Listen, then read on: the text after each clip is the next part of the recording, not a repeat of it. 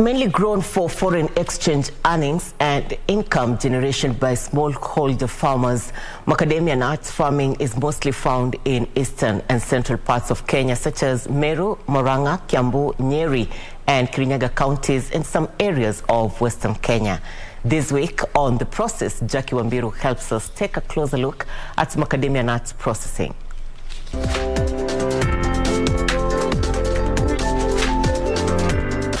Globally, macadamia nut accounts for 1% of the nut tree production, with Kenya producing 13% of the world's macadamia nut production.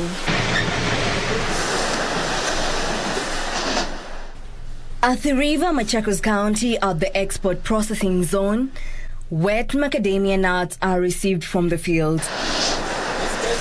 On arrival, the macadamia nuts are first weighed at the weighing bridge and manually screened for dust, any foreign matter, moldy nuts, undersized nuts, which are then removed. By manual screening, I mean we use 18mm mesh where we pour the nuts from the gunny bags. Then we use personnel to sort the in-shell nuts.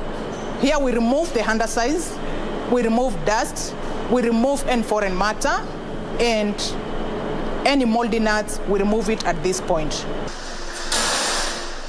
From the weighing bridge, the nuts are then transported to the factory, where they are loaded into the dryer for cold blowing for 4 to 5 days using environmental air under temperatures of 35 to 40 degrees Celsius to achieve a target moisture of 10% or below.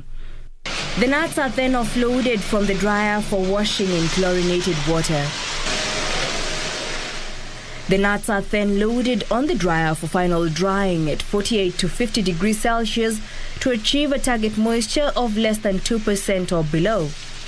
Not really hot but warm air blowing of 35 to 40 degrees. Here, our target moisture is 10%, whereby now we offload the nuts for washing. Washing, we use chlorinated water, whereby we wash these nuts, then we load them to dryers again for final drying. After the right moisture levels are achieved, the dried nuts are then offloaded from the dryer to the cracking section. To where you can see them in plastic bags is because they have already attained a moisture where there is no more mold growth. So the nuts cannot deteriorate from at that point. Stored in plastic bags, the nuts are then offloaded to the sizing grader, which ensures the sizing of nuts to desired sizes is achieved to ensure efficiency of the cracker. The sizing grader sizes the nuts into different sizes for efficiency of the cracking. That is to ensure once the nuts are put in the cracker, all the nuts get cracked, or else the minimal which are uncracked are very few. At the cracking session, the nuts are passed through the pneumatic shell separator. That is the one which accommodates the particles and the small shells and the particles of the kernel itself. That's why it passes through there, so that it gets separated, so that at the final point, those particles are not present. Dressed in blue dust coats, in-shell sorters then separate the kernel from shells. It is then that the kernel sorters adorned in white dust coats remove any immature, discolored, damaged or foreign matter. Immediately after the nuts go through the kernel sorters, final inspectors then check for any foreign matter and ensure the kernels are of good quality before grading. At the kernel grading section, sizing of the kernel into various styles takes place, with the 0 being the biggest all the way to style 6, which is the smallest. The bigger nuts, we call them style 1, style 0. We come to style 1. We have style 2, which is a blend of the style 1 and 4L. Then we have the style 4S, 1S, that up to the smallest size, which is style 6. The kernels then go through the metal detector, which checks for any metal fragments in the product. Metal detection part is for detection of any metal fragments in the product. Here we use 3 test pieces. We have got ferrous test piece, we have got non-ferrous test piece, and we have got stainless steel test piece. After they have passed through the metal detector and they have been accepted by the metal detector,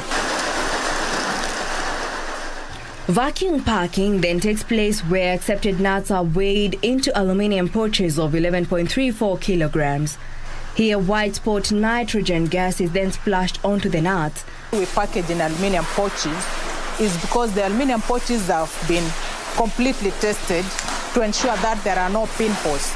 So we are quite sure when we pack our product in the aluminium pouches, our product is not likely to lose vacuum. The vacuum packer is connected to the nitrogen cylinder. Vacuum pouches are then held overnight to check for any loose vacuum. The ply, being it 5, it ensures that the pouch inside is safe.